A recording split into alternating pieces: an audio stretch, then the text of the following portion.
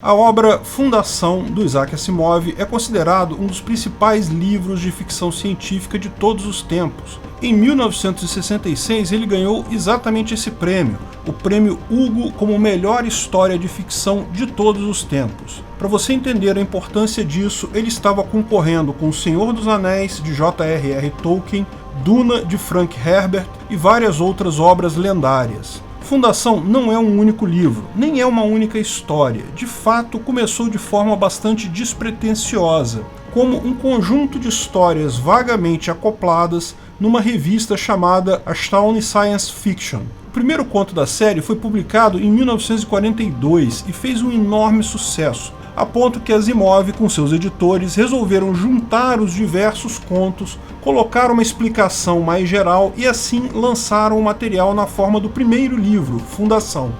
A história teria 2 outros volumes, Fundação e o Império e A Segunda Fundação. Esses 3 livros ficaram conhecidos como a trilogia ou a série A Fundação, mas são, de fato, compostos de várias histórias menores. De tempos em tempos, todos os personagens mudam e se avança séculos na história.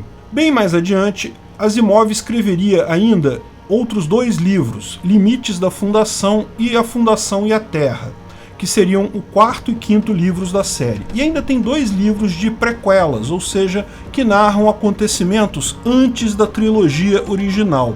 Esses livros são Prelúdio da Fundação e Origens da Fundação. Ou seja, no total são 7 livros sobre a série, todos com enorme sucesso. Recentemente, a Apple TV está fazendo uma série baseada nesses livros, com o mesmo nome, A Fundação, escrita e adaptada para a TV por David Goyer e Joss Friedman. A série é apenas baseada no livro, por um problema muito simples. Como explicamos, são várias histórias que acontecem ao longo de muitos séculos. Os personagens mudam constantemente, o que tornaria, no mínimo, muito caro adaptar fielmente a obra de Asimov. Então, na verdade, a série de televisão é baseada na história, mas não é a representação fiel desta. Mas, se a Fundação muda caracteres, situações, se são várias histórias separadas, o que torna isso uma única série? Bem, todos os livros da Fundação são ligados por um único conceito, a psicohistória.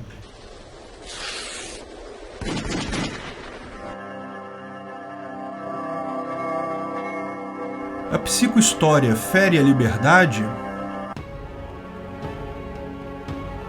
De forma bastante simples e sem dar muitos spoilers, no início da história a raça humana colonizou toda a galáxia. São milhares de mundos habitados por humanos em toda a extensão da Via Láctea. Mas isso é tão no futuro, que a humanidade sequer sabe qual é o seu planeta de origem. Ninguém lembra do nosso planeta atual da forma como contamos o tempo.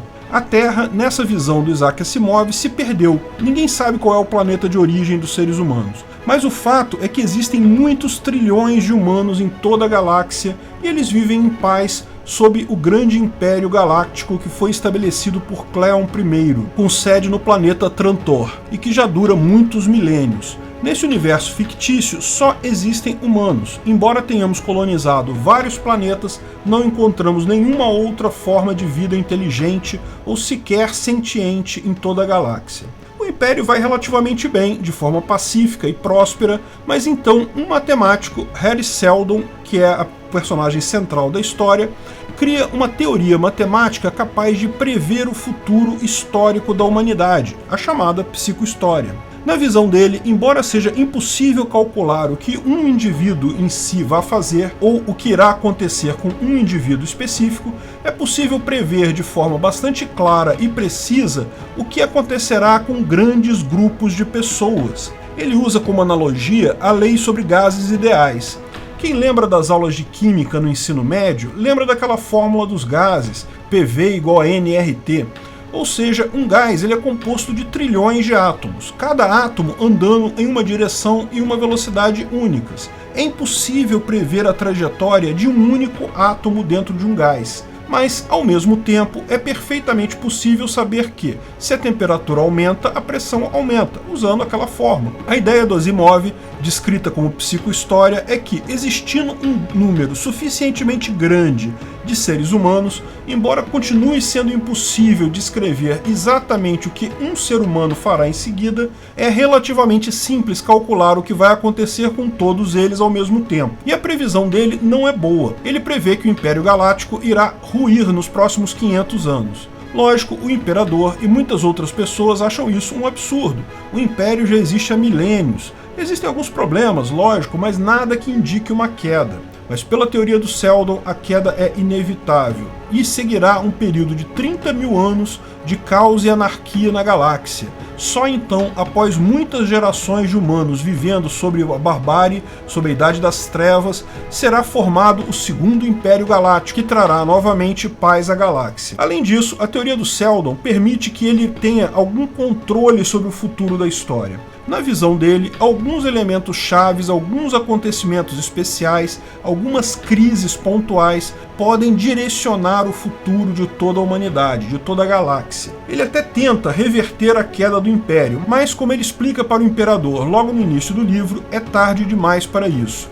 É impossível impedir a queda do Império. Porém, ele traça um plano, uma série de intervenções que, colocadas em prática, irão encurtar o tempo da Idade das Trevas para apenas 1000 anos, fazendo com que o novo Império Galáctico se reestabeleça muito mais prontamente. E a história dos contos é exatamente essa. Cada uma das histórias dos livros é sobre uma dessas crises angulares, desses pontos-chave na história que são alterados por Seldon, tornando o retorno à civilização mais rápido. Os livros dele cobrem, no total, apenas uma parte pequena do período de 1000 anos que seria necessário para a volta do Império Galáctico. Ele até tinha planos de escrever até o retorno do Império, mas isso nunca chegou a acontecer. Se você achou a ideia interessante, eu recomendo ler os livros ou assistir a série para conhecer mais sobre isso. Existem 2 pontos importantes, porém, que vemos nessa história como libertários. O primeiro é, anarquia é o mesmo que caos? Se não tiver um governo global da galáxia, estamos fadados a brigar uns contra os outros? E psicohistória pode ter alguma fundamentação científica factual?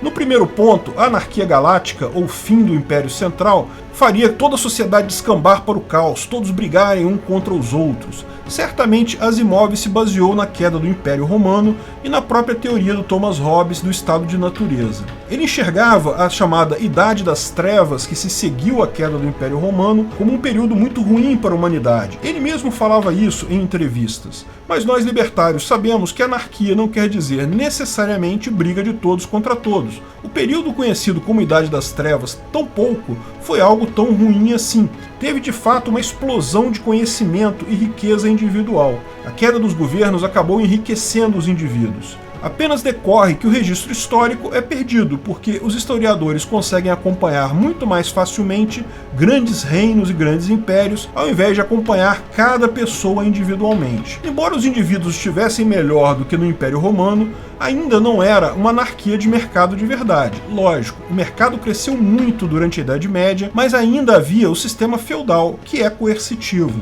Hoje em dia, e no futuro também, com a tecnologia e informação, é perfeitamente possível que arranjos voluntários tragam paz para a galáxia sem nenhuma necessidade de coação.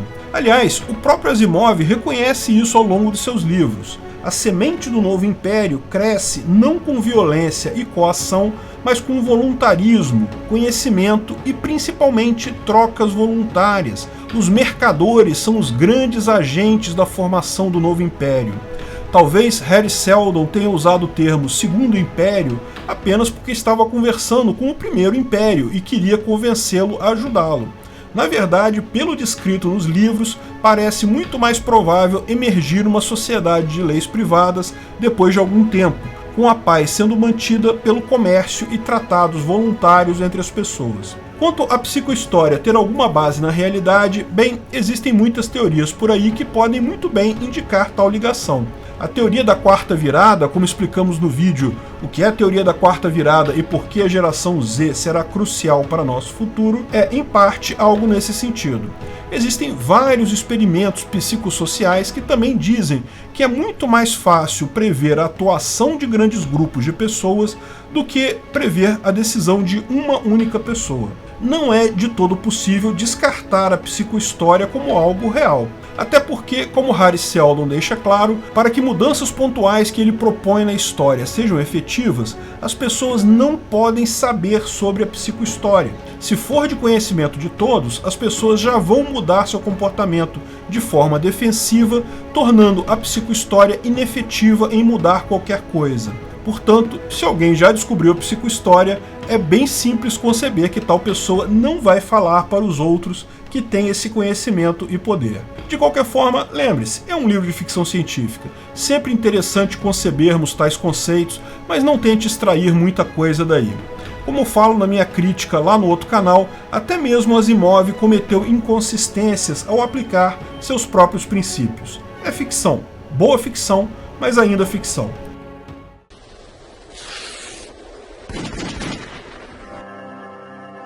Obrigado por sua audiência.